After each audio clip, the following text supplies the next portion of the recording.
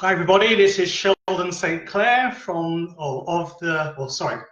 hosting the Project Management for Everyone show. I'm coming to you twice a week, 8 p.m. on Wednesday and 10 a.m. on Saturday. Apologies for my absence. As I say, I kind of got a new role. I'm working on a client site. Really excited by what I'm doing. Really nervous and scary as well. And I've been basically preparing to get onboarded onto that project. I'll be there for a while. So I had to kind of rush home today.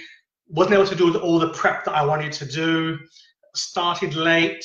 But let's kind of get into it anyway. For those that you thought, gosh, one person already. No, thank you very much for viewing my performance. Started late. I'll endeavour to finish. Well, not endeavour. I've got to finish by 8:30, which is 20 minutes. Hi, Susan. Welcome to Project Management. Now, this is the last in the series of project management methodologies that I'll be talking about. Previously, I talked about Prince 2, which is a methodology mainly used in the UK. Also, I talked about Agile. Agile is a way that everyone will be expected to work in the future, not just project managers, not just IT project managers, not just business project managers, but ordinary people. You guys, it's coming your way. I think in a lot of organizations now, particularly in the public sector, in the legal offices, in marketing, people are using Agile. And as I say, if you look at one of my previous broadcasts, my previous shows, I spoke about Agile, I spoke about Kanban, I spoke about Scrum. So it is out there. So the final method or methodology, it's really a method, not a methodology, but the final one I'll talk about is called PMBOK. And what does that mean? PMBOK stands for Project Management Body of Knowledge. It's a set of guidelines, a set of standards that project managers and non-project managers can use to develop their projects. As I mentioned, projects are no longer IT, deliver a system. Producing policy documents, that is termed as a project. Writing a book, that is a project. Preparing for your next presentation, that's a project. If you're staging an event, so within the YYC, the Yes You Can platform, there's a series of events taking place next year. Rajan is doing an event in January, and the big event, 50 speakers lasting a week, lots of hours, that's a project as well. So projects aren't just systems. Boiling an egg, that's a project because it's got a start date, it's got an end date, you're assigning a resource to it, you've got activities, and there's a cost involved, and it's a one-off thing. That is my definition of a project. Okay, so we're talking about PMBOK, Project Management Body of Knowledge. It was kind of created, it was developed by an organization called PMI, which stands for the Project Management Institute. They were founded in 1969, I believe. It's a great site if you want to find out, if you want to get free stuff, free resources, videos, articles, blogs, lots of research information. I urge you to visit the website. I think it's pmi.org. I think that you can go on, you can Google them. You can go on YouTube. They've got videos there. You can, as I say, I think they're on Facebook as well. So if you're you're starting out in project management, or you're aspiring to be a project manager, or if you're trained in Prince 2 or one of the European methodologies, and you want to find out what else is out there, I urge you to go onto the PMI site. Okay, lots of great stuff there. When I was working out in Saudi Arabia, I was there probably about 3 years ago. I was there for about a year and a half, and I created a methodology for the client I had. I was assisted by a team, and we used the project lifecycle was a mixture of Prince 2 and PMBOK.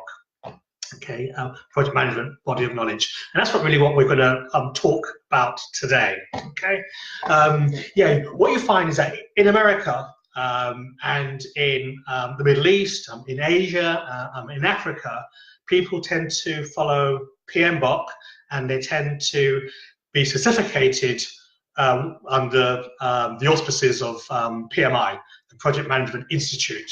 There's the main project management certificate is called PMP, which makes you a project management professional. Okay, here in the UK it's Prince 2. I'm Prince 2 trained. Okay, but if you want to kind of be a project manager and you want to work overseas, well, not overseas, non-European countries, I urge you to get a PMP qualification. When I was working out in Saudi, I was quite lucky because some people, if you haven't got PMP after your name, they dump your CV. It's really silly, but that's what they do. Okay, right. So I've got some notes, so, and I've got 15 minutes. Okay, so I've covered off. Oh yeah. So I mentioned that PMBOK. So as they get more information, as they get more feedback from their users, I think it's about 200, 300,000 PMP trained professionals all over the world. They're now in the sixth edition of the standards of these guidelines. The sixth edition was released last year, I think it's March, April 2017. So if you're taking the exams, if people are promoting exams to you for you to buy online, make sure that it is the sixth edition, not the fifth, not the fourth. Okay. Right. Okay. Right. Covered that. Yeah. So, right now, this is my take, which might not be correct, but this is my view of PMBOK. Now, within PMBOK, there are 49 processes. There's 49 sets of rules that enable you to manage a project. Okay, it was 47 in the 5th edition. It's now 49. Now, as you know, a project lifecycle goes through startup, initiation, planning, delivery, execution, and close. So that's a standard project lifecycle. Okay. Now, what PMBOK says is that, okay, we've got 49 processes. So you've got a menu, you've got a buffet, and you can choose to run or to perform those processes in that life cycle. Some of the processes you won't need in startup, but you might need it in initiation. Some of the processes that you run in initiation, you might need in planning, you might need in execution, and you might need in delivery. Okay, so I'm going to try and kind of like break that down for you. So you've got your 5 phases that a project goes through. So if you're running an event or you're building a church, you've got 5 phases. You've got the startup. What does it want to do?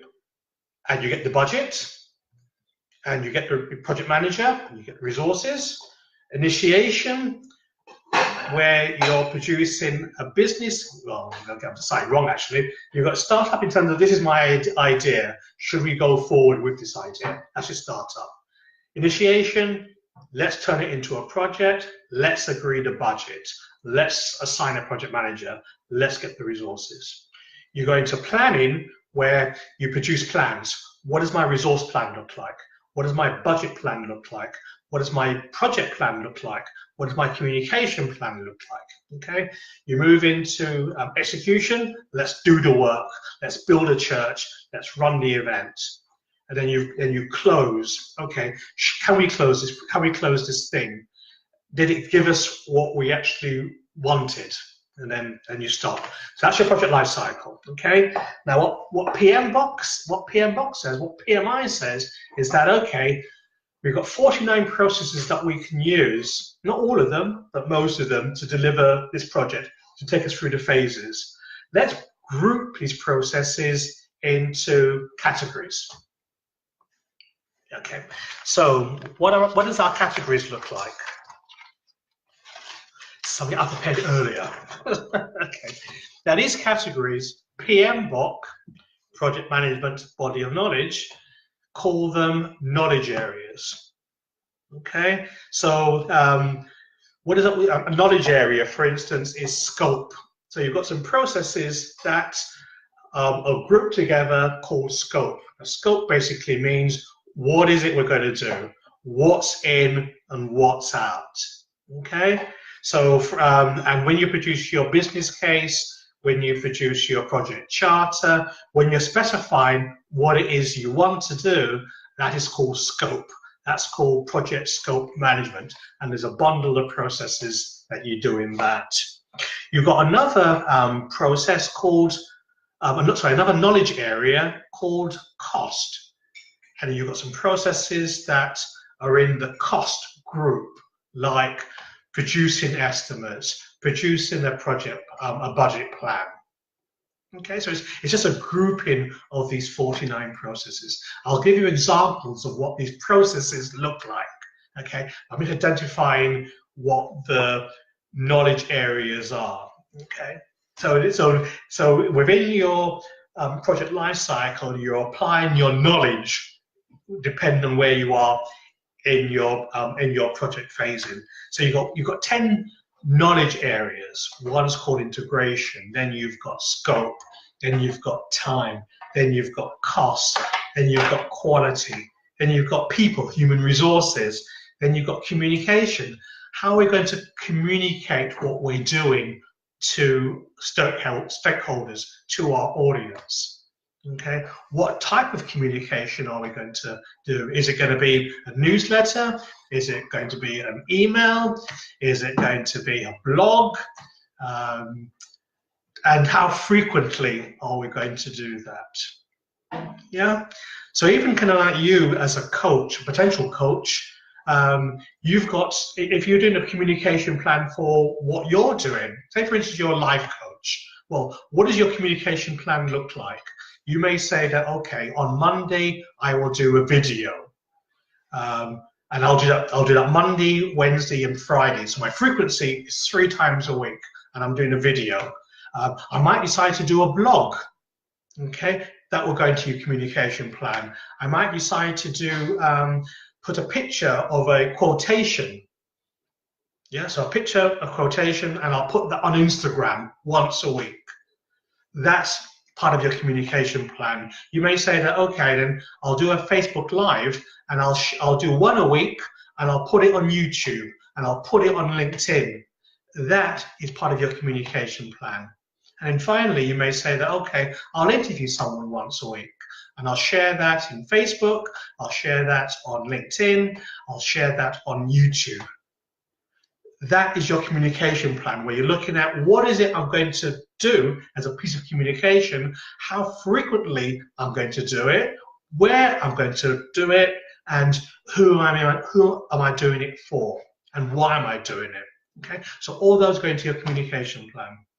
And then you've got risk management, you've got procurement, which is kind of contracts. So again, if you're putting on an event, what does your procurement plan look like? What contracts am I going to set up? I've got contracts with, say, speakers.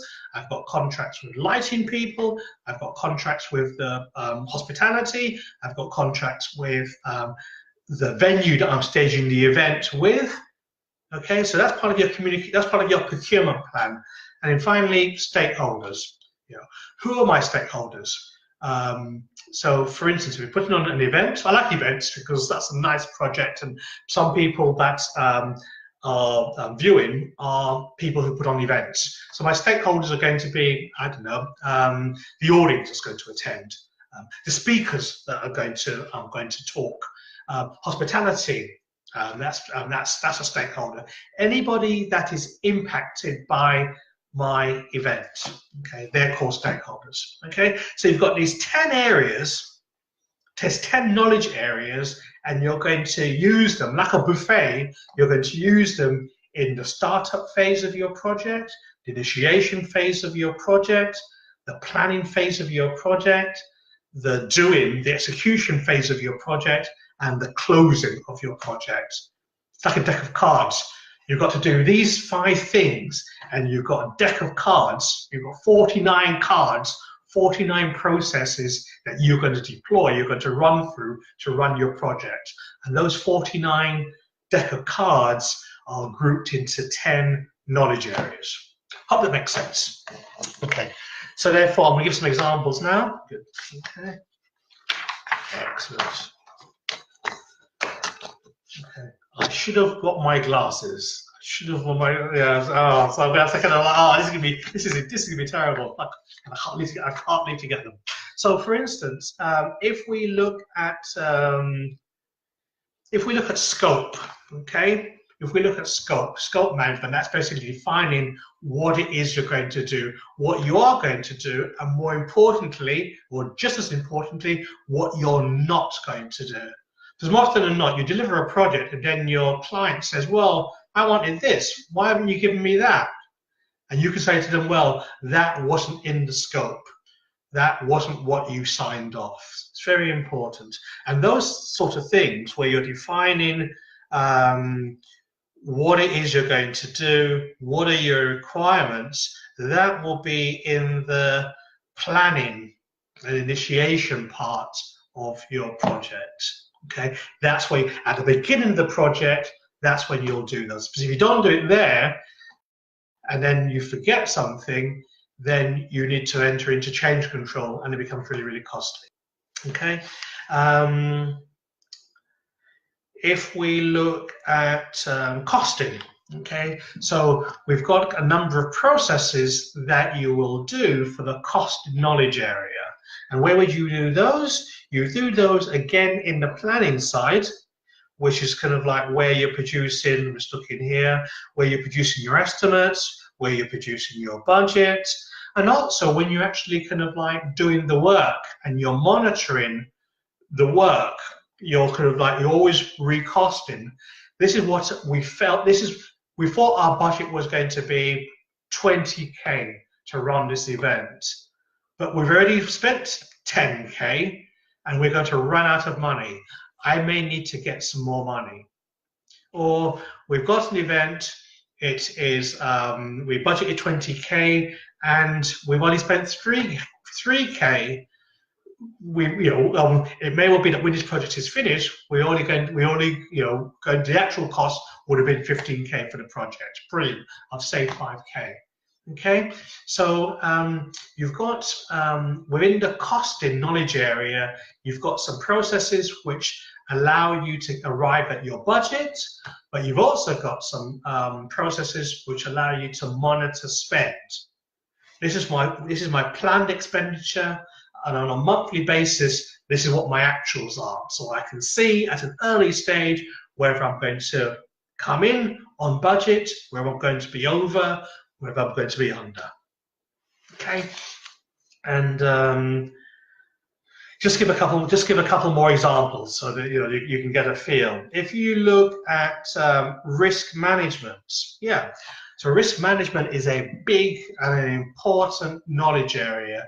You can't run a project successfully unless you can manage your risks. Okay. Now, when would you do that? Again, you would do that in your planning phase, where you're producing a risk register, and you're saying, okay, these are my political risks, these are my economic risks, these are my social risks, these are my technological risks, these are my legal risks. Yes. I may have a risk in terms of, okay, my key programmer is ill, or the resources that I thought I had to do the work, they're not going to materialize, or they may come late. That's going to have an impact potentially on my project plan. That's going to have an impact potentially on me delivering my project within budget, to the time scale, or the quality. Okay, so risk you will do in your planning phase as you're running your project, as you're executing your project, you will do it then, and you'll be monitoring risk, because risks may become issues. Okay, risks are telling you that unless you address this, there's an issue, and that was going to impact or affect the delivery of your project. And sometimes you're judged on, a project manager, good project manager, is judged on the ability to control and manage risk. Okay, so I think that's kind of, I think we're done now, actually. I think we're done now. Yeah, we're done now. Our 20 minutes are up. So I kind of thought, I hope that you've kind of found that useful. As I say, the three big methodologies out there are, well, traditionally you had Prince 2, which, as you know, as you remember from an earlier broadcast, stands for projects, oh gosh, projects in a controlled environment. Okay, so if you've got kind of like a bureaucratic environment, a large, a big environment, where things kind of like run steadily and not slowly, but run steadily, big ship, big tanker ship, you know what you're doing, mostly kind of like in the government sector, public sector. So, you know, NHS in the UK, they tend to run their projects in a Prince 2 environment, okay? Big projects, big meaty projects, big meaty transformational projects. Now, if kind of like you're running projects which are very zippy and you want to kind of like, you know, deliver every 2 weeks, every 4 weeks, every 8 weeks, okay, you're kind of working in marketing, working in the private sector, you're kind of like working in an environment where, you know, speed, and you're going to tend to run use an agile project, agile, fast, flexible, very customer focused. What the customer wants, the customer gets. So we do kind of things really quickly. Okay, we don't necessarily document a lot either. So therefore, you will use agile, and agile has a number of principles that you can like govern by.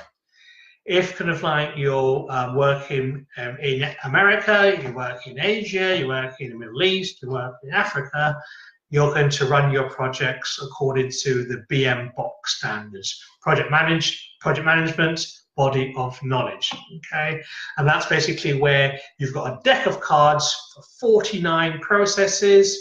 They're grouped into 10 knowledge areas, like scope, like risk, like procurement, like stakeholder management, like planning, like human resources, and you deploy these cards, you spend these cards, you do the work according to the phase of the project you're in. Startup, initiation, planning, execution and delivery, and close. Okay, so I hope you found that useful. This is Sheldon St Clair hosting the Project Management for Everyone show, coming to you twice a week, Wednesdays at 8 p.m, Saturdays at 10 a.m. Enjoy the rest of your week, and bye-bye for now. Bye.